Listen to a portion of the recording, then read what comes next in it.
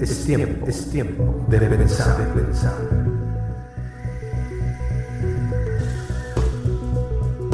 Muchacho, estudio. La unidad del Espíritu, ¿no? La unidad de la iglesia como tal. Vemos que en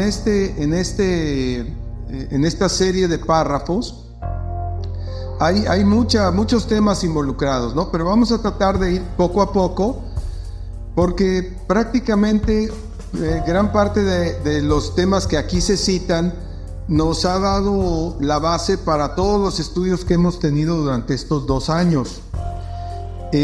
¿Por qué? Porque de alguna manera necesitamos conocer a Dios. En eso hemos invertido ya bastantes semanas en estar hablando de todos los temas relativos a Dios. Ahora vamos a hablar un poco más de lo que somos como iglesia, ¿no?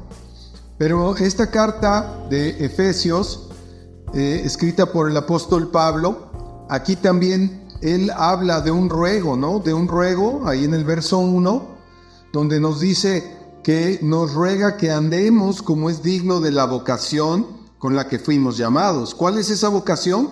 Pues el ser discípulos del Señor, ¿verdad?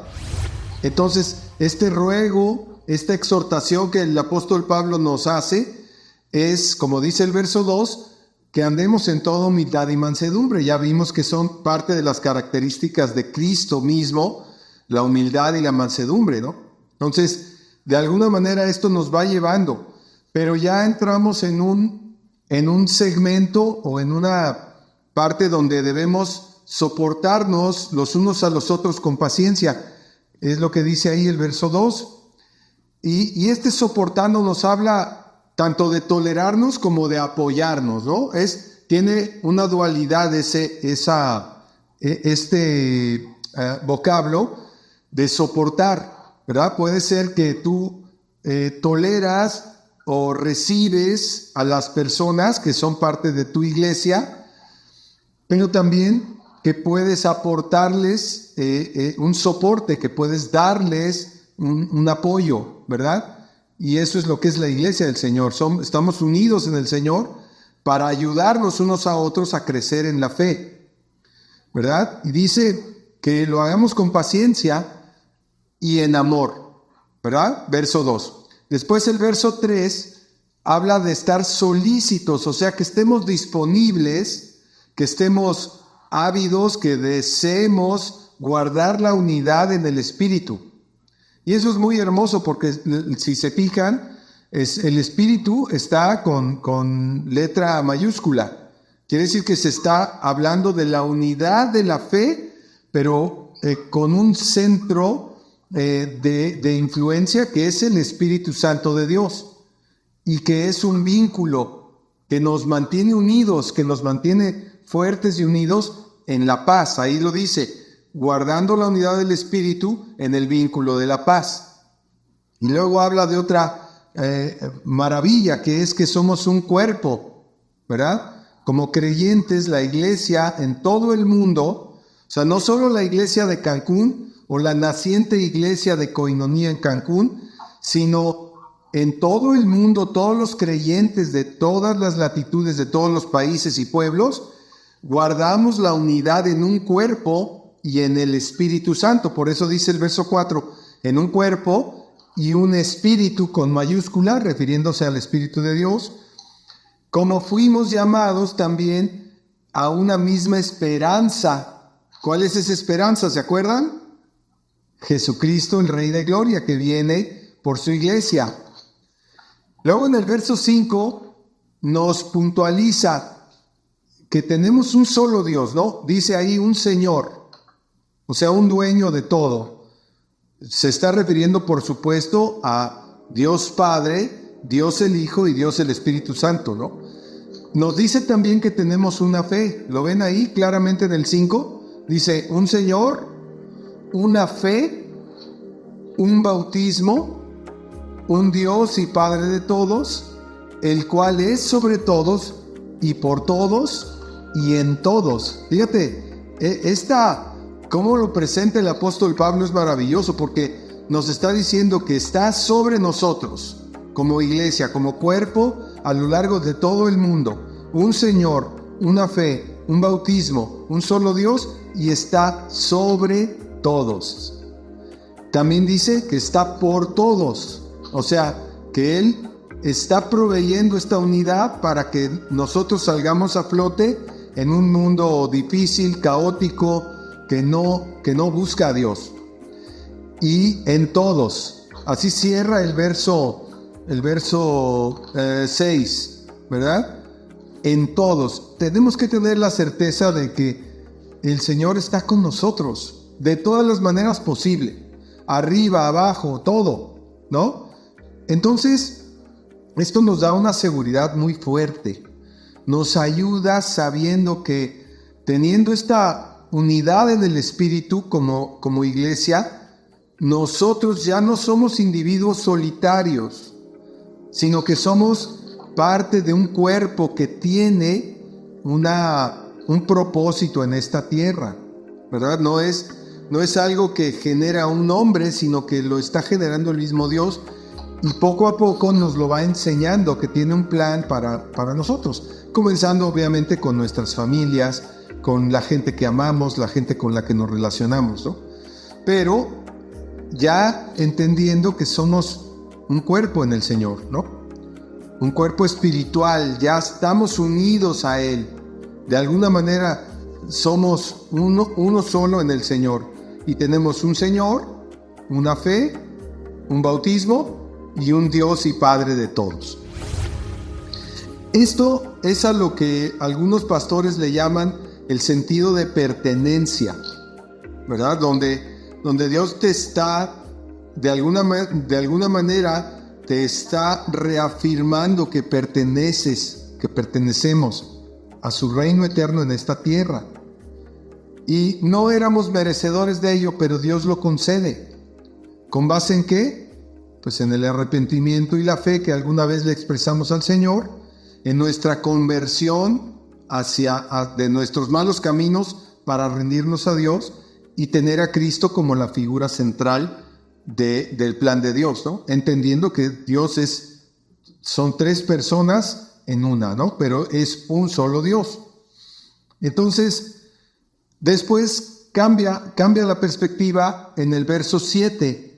Porque en el verso 7 dice, pero a cada uno de nosotros fue dada la gracia, o sea, que fuimos admitidos en el cuerpo de Cristo por gracia, por ese favor inmerecido que Dios nos dio, conforme a la medida del don de Cristo.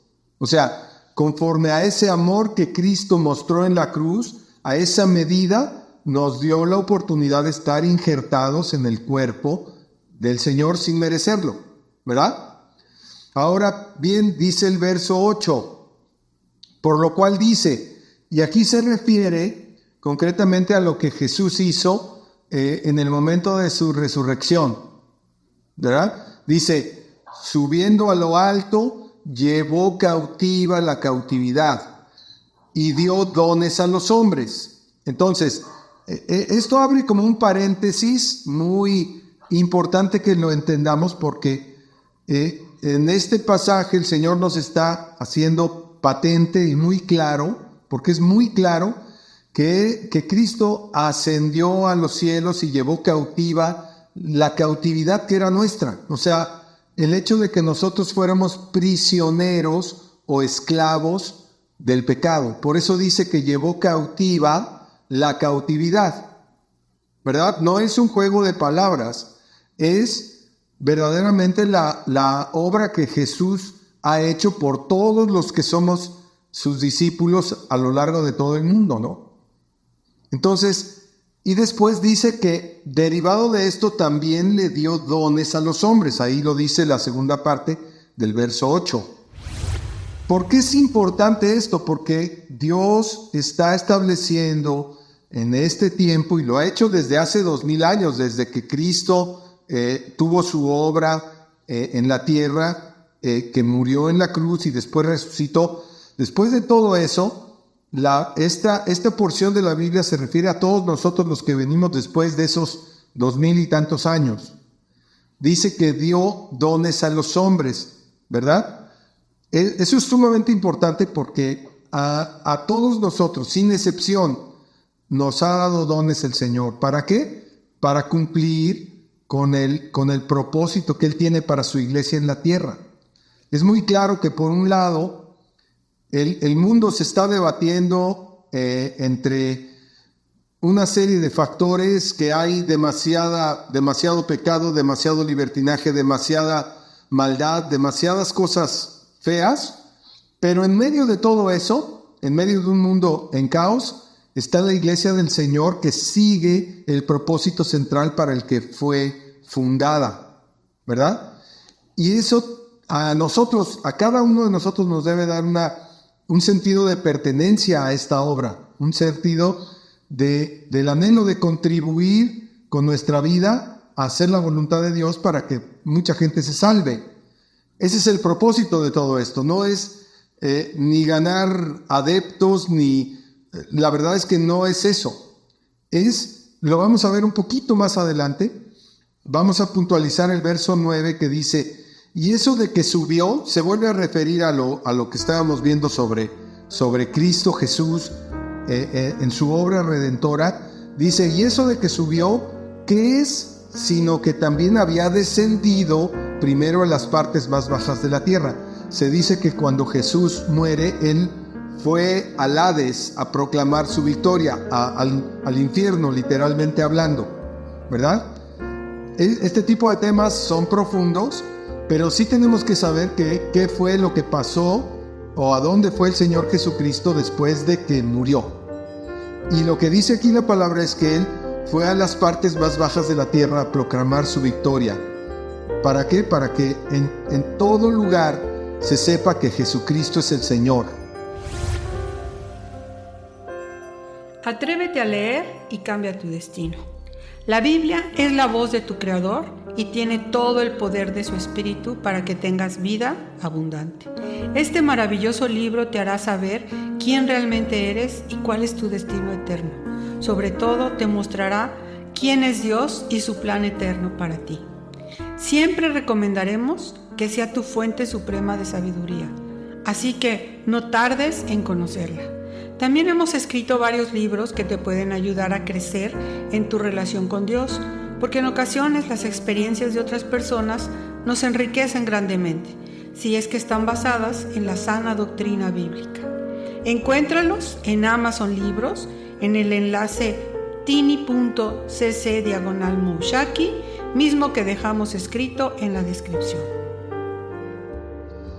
Eso es parte del plan de Dios. No es algo que podamos de alguna manera ni cuestionar ni nada. Es parte del plan de Dios. Así lo decidió hacer el Señor cuando su Hijo Jesucristo, que hemos hablado que es Dios mismo, ha vencido la muerte, Él resucita literalmente, vuelve a vivir, en otras palabras, y Él está ahora a la diestra del Padre. Ya hizo lo que tenía que hacer y solo queda la parte más impactante y más fuerte que estamos esperando todos los que creemos en Él, que Él regresa por su iglesia. En ese tenor de idea, tenemos que estar muy claros de que este mundo tiene un tiempo limitado, ¿verdad? Y nosotros podemos ver en nuestra óptica que el mundo está caótico, pero puede estar más caótico, no lo sabemos. Lo único que sabemos y tenemos que estar claros es que el Señor viene por una iglesia santa y sin mancha. Yo preguntaría, ¿queremos ser parte de la iglesia del Dios santa y sin mancha e irnos con el Señor? Pues yo creo que es una pregunta demasiado obvia. Todos queremos eso, ¿verdad? Todos queremos ver al Señor, ver su regreso, pero no sabemos cuándo es. Entonces,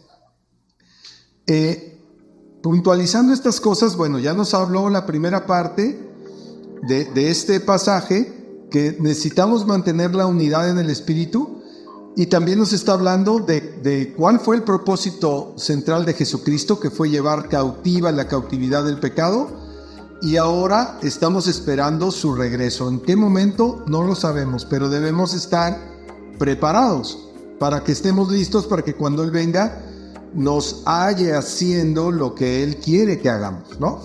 Entonces, esto pues es un pequeño resumen de todo un plan eterno que Dios fraguó desde el principio de los tiempos, ¿no? Lo estamos resumiendo en unas cuantas palabras, en unos cuantos minutos, pero esto ha tomado pues desde la eternidad hasta este momento, ¿no? Hablando del tiempo cronológico en el que vivimos nosotros. Ahora, el verso 10 dice: el que descendió se sigue refiriendo a Cristo. Es el mismo que también subió por encima de todos los cielos para llenarlo todo. Digamos que este verso complementa lo que ya dijimos y dice: y él mismo, aquí es donde viene una parte sumamente importante y trascendente para la iglesia de hoy. Lo fue para la iglesia primitiva, para los primeros cristianos que estaban ahí viendo la crucifixión, que vieron la tumba, que después vieron la tumba vacía, que vieron que el Señor resucitó, que lo vieron resucitar porque se presentó a más de 500 hermanos. Entonces era para ellos esta palabra, pero también hoy, en este tiempo, pues es para nosotros. Y si Dios no regresa antes, pues será para los cristianos que vengan después de nosotros. Si nosotros no tenemos la gloriosa experiencia de ver al Señor regresar y pues nos vayamos de esta tierra, tenemos la promesa de que vamos a resucitar con el Señor. Pero esta palabra es para toda la iglesia de todos los tiempos. Dice: y él mismo, se sigue refiriendo por supuesto a Cristo, constituyó a unos, o sea, estableció los ministerios de la iglesia, a unos apóstoles. Ok, entonces dice que constituyó a unas personas, los constituyó como apóstoles. Ahorita vamos a hablar de esto, ¿no?